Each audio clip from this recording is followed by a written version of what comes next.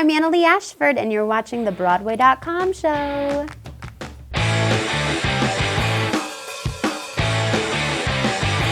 Welcome to the Broadway.com show, your weekly wrap-up of the hottest stage-centric topics, or as we like to think of it, the place we discuss the dozens of Shakespeare plays coming to NYC this season for hours.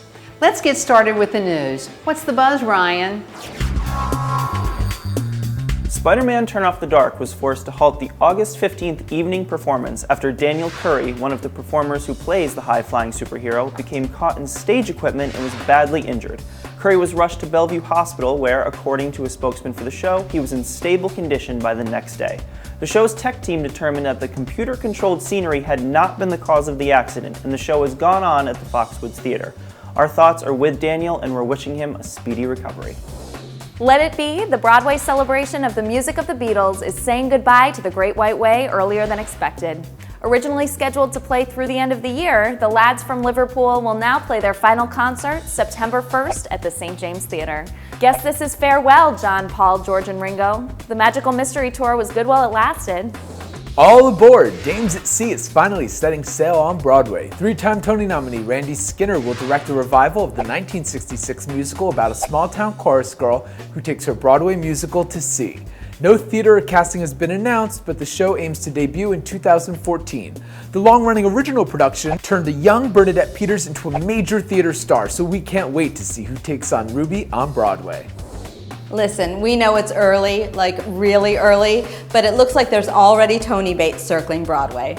Tyne Daly, who triumphed 2 seasons ago in Terrence McNally's Masterclass, is now re-teaming with the playwright for his 20th Broadway production. This one is called Mothers and Sons, and it concerns a grieving mother who checks up on her late son's lover 20 years later. Look for the play, directed by Cheryl Collar, to hit Broadway in the spring, aka award season. An acclaimed revival of the Glass Menagerie is in rehearsals for a September 5th start date at the Booth Theater.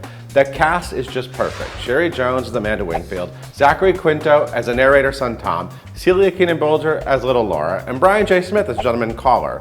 The cast is so perfect that we could have dreamt it up in our heads. At a press event this week, I found out that Brian J. Smith did dream up a Broadway pairing with Jones when he first met her as a fan at the stage door of Doubt. I'll let him tell the story.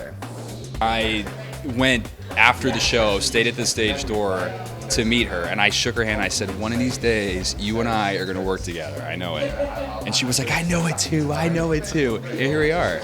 Did she remember that? People say it to her all the time, probably. Cherry's very sweet. She says, oh yes, I remember. I honest to God do, because I've had lots of kids come up at stage doors before. They'll say, oh, I hope to get to work with you someday.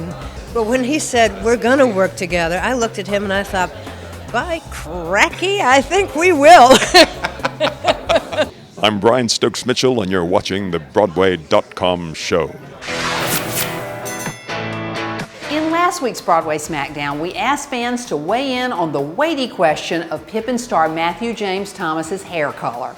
A whopping 80% of you prefer him as a blonde, including his dad, who tweeted, "Been waiting 3 years for MJT to go back to natural blonde.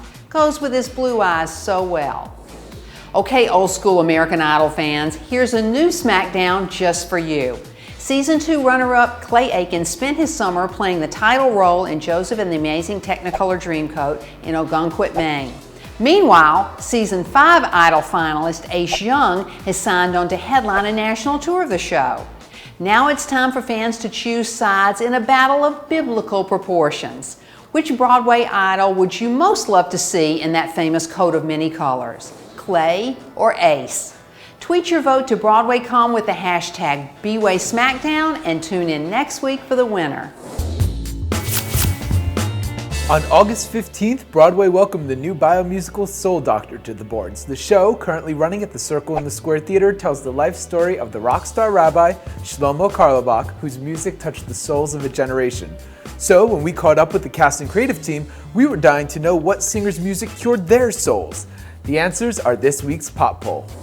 Oh, that's easy. Randy Newman. I'm going to say Ella Fitzgerald right now. Cat Stevens. Joni Mitchell. You know, you might not know him, but his name is Benjamin Biolay, and he's a French artist, and I love him. My go-to is Miles Davis' Sketches of Spain. Being a musician and actually putting my heart and my feelings into what I'm doing cures my soul. I think Katie Lang is one of the sweetest glasses of brandy there is on the planet. India Ari and John Mayer. Since I was in the 7th, 8th grade, I would clean my house, light vanilla scented candles in my room, and I would listen to India and John. Hands down, love them. While promoting her acclaimed turn in Lee Daniels' The Butler, Oprah Winfrey once again started telling reporters that she wants to star on Broadway. Well, okay, Lady O, let's do this already. There are plenty of shows out there for you, like right now. Here are 5 silly roles you could step into today. At number 5, Justice in Rock of Ages. Oprah rocks a flurry of wigs in The Butler, but we'd kill to see her in this do. Our number 4 choice is Bertha in Pippin. Let's get Bob Green working on those biceps for this one. At number 3 is Miss Hannigan in Annie. Wouldn't it be fun to see Oprah get all hell no on those little ones? Or why not take a chance on Mamma Mia? Oprah would be perfect for the fun sidekick role of Rosie, our number 2 pick. And the top choice? Kerry Watson, The Trip to Bountiful. Okay, we know Oprah is way too young to replace Cicely Tyson, but her old age makeup in The Butler is perfection, and her fans would love to take that trip with her, so it's our number 1 pick regardless. This week's Hot Shot is a behind-the-scenes look at a Tony-nominated star at work. During the recording session for Matilda's Broadway cast album, Bertie Carvel shed his shoes the better to get inside the skin of evil Miss Trunchbull. Broadway.com photographer Bruce Klickus headed into the studio to take photos of Carvel and the rest of the cast, and we're eager to hear the results in September. You can see Carvel live at the Schubert Theater through September 1st. The tweet of the week from Lesli Margherita, who plays wackadoodle mama Mrs. Wormwood in Matilda, is one everyone can relate to. Lesli writes, went to Dwayne Reed in full stage makeup to buy super glue, candy, and kitchen gloves. So basically, like a hooker at the start of a CSI episode. See? Graphic drama, grisly murder, and grotesque eyelashes. Totally relatable stuff. Do yourself a royal favor and bow down to Her Majesty by following @Queen Lesli. It's been a year since Josh Gad's last performance in the Book of Mormon, and since then, he's become a straight-up Hollywood big shot.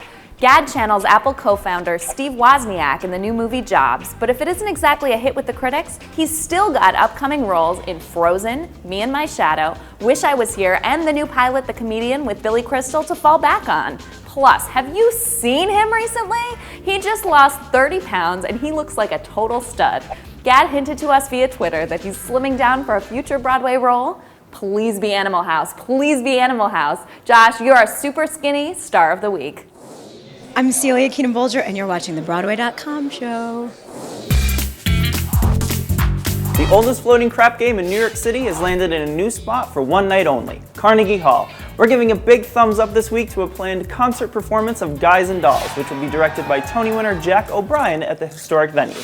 Presented with full orchestra, cast, and ensemble, we can't wait to roll the dice and get our swagger on with Frank Lesser's signature score. With hits like Luck Be a Lady and Sit Down, You're Rockin' the Boat, it's a sure bet that this one-night-only concert is not to be missed. Kerry Washington, after watching you kill it for 2 seasons as Olivia Pope on ABC's Scandal, we thought we were growing close to you. So needless to say, we were completely blindsided by a video of you singing Disney songs with Jordan Sparks. And you could sing, like really sing, like headline your own Broadway musical kind of sing. So until you use some of that Emmy-nominated TV star power to land yourself a big Broadway musical, you're getting our thumbs down. Thanks for tuning in to another episode of the Broadway.com show. Before you go, you've got to see American Idol alum Clay Aiken and Tony nominee Keala Settle light up the stage in the Ogunquit Playhouse production of Joseph and the Amazing Technicolor Dreamcoat. See you next week.